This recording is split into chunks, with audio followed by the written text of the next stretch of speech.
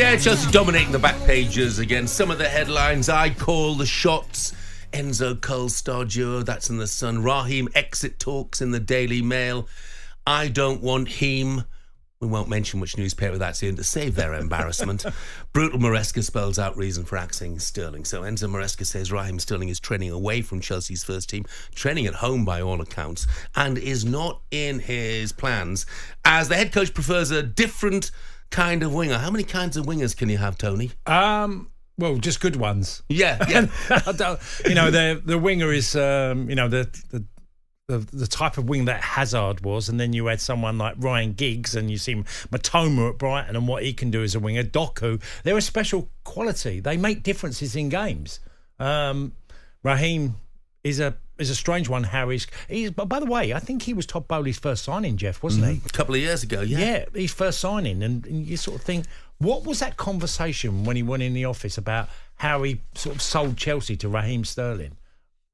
Was it just, 27 years old, here you go, we're giving you an opportunity, we think you're a great player, this is where we see your role at this football club? You have all these conversations when you sign. Because at the time, I remember people thinking it was a strange fit. And it hasn't really worked, has it? I don't think anybody would say it's worked. I think he scored something like 19 goals in 81 appearances. And it's never quite looked like it's gelled for him.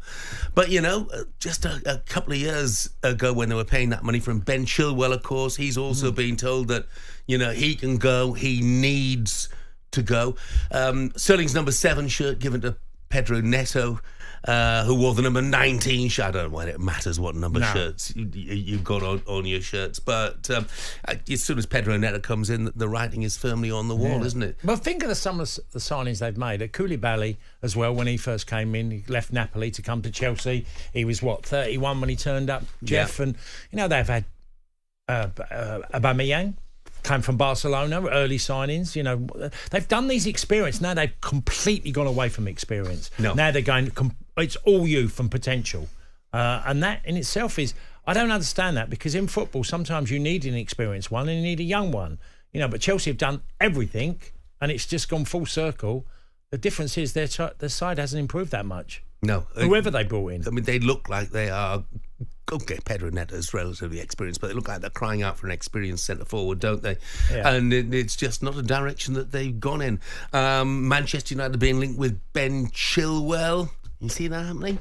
Well, Ben's a fine player. He's a good left-back. He's got a lot of experience. He's attack-minded. He's been blighted by injury, Jeff. Injuries to the players at certain stages of their career. He's missed a lot of football. One of the reasons United are looking at left-back is because Luke Shaw, in the last year, has been injured all the time. And we know he's a quality left-back, but he's been injured. And Manchester United have had so many injury issues over the years. I honestly wonder if they're going to look at a full-back who does have a reputation, rightly or wrongly, Tony, as being injury-prone. Anyway, we're speaking in a press conference yesterday. Enzo Maresca was asked if he has been handling the situation brutally.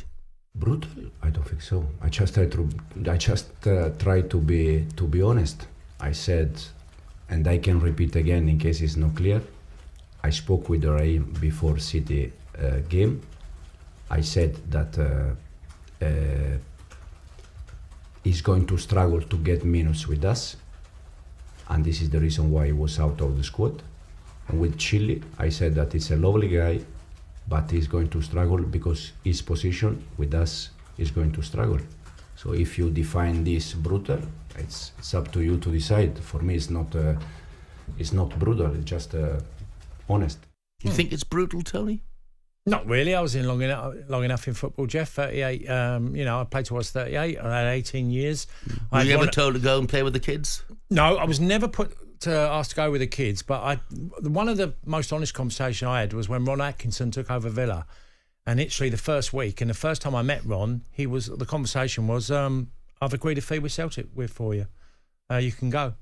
We'll pay you what we owe you, and you can go. He said, I'm bringing in Big Cyril. And I was absolutely fine with that, Jeff. It was like, didn't like it. I loved it at Villa at the time. I didn't like the decision, but I wasn't going to stand there and disagree or try and win him over. I thought he's made his call on me very early, and I thought fair play to him.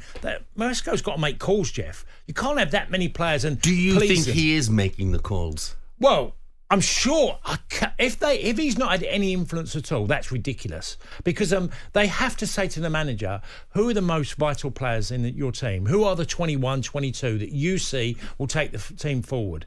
And he's got to give his opinion. If they just ignored that and just say, well, you've got to get rid of all these and be left with the rest, I would find that. Why would you take a job that basically you're going to be under the powers of the people upstairs, week in, week out? Now, you could say, well, that happened to Abramovich to a certain good degree, but they were successful all the time. Sure. And he clearly has some say because, Kieran Dewsbury Hall's there for a start. Yes, and exactly. And that was clearly a Maresca call, wasn't it, to bring him in from his old club, Leicester? Also, Jeff, people must remember that Raheem Stelling, that Maresca was at City for a year with the under-23, so he knew everything about Sterling and his qualities back then 3 years ago. Yeah. So he knew the player. Because even if you're a coach at a football club and like he wasn't working with the first team at that particular time, he would still know everything about Raheem, and he's probably gone, good player, but it's not what I want now. I think I've got better options. Interesting. We will talk a lot more about Chelsea. Billy has had his say. We mentioned Ben Chilwell, maybe to Manchester United. He says, sign a worse injury-prone player than Shaw. Stupid.